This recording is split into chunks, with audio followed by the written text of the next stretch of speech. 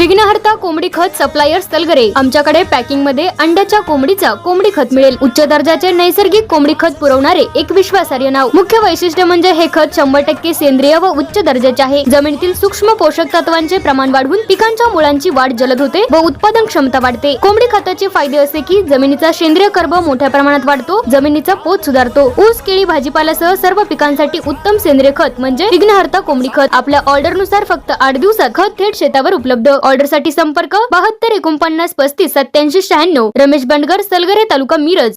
प्रत्येक बातमीतील घटनेच्या वास्तविकतेची तुलना थेट पाहत रहा चांगली अपडेट।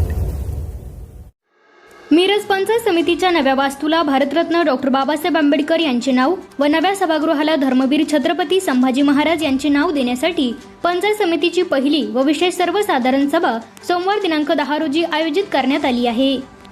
मिरज पंचायत समितीच्या नूतन वास्तूमधील सभागृहाच्या उद्घाटनावेळी भाजपकडून धर्मवीर छत्रपती संभाजी महाराज असा नामफलक लावण्यात आला होता। त्यानंतर आंबेडकरी चळवळीतील कार्यकर्त्यांनी इमारतीला भारतरत्न डॉक्टर बाबासाहेब आंबेडकर यांच्या नावाचा फलक लावला। मात्र असे फलक लावणे बेकायदेशीर असल्याचे सांगून पंचायत समिती प्रशासनाने दोन्ही नामफलक हटवले।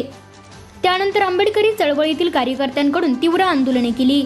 सभापती व उपसभापती निवडीनंतर होणाऱ्या पहिल्या सभेत नामकरणाचा निर्णय घेतला जाईल असे आश्वासन प्रशासनाने दिले होते। मंगळवारी मिरज पंचायत समितीच्या सभापती व उपसभापतींची निवड पार पडली। त्यानंतर पंचायत समिती प्रशासनाने सर्व सदस्यांना विशेष सर्वसाधारण सभेची नोटीस बजावली आहे।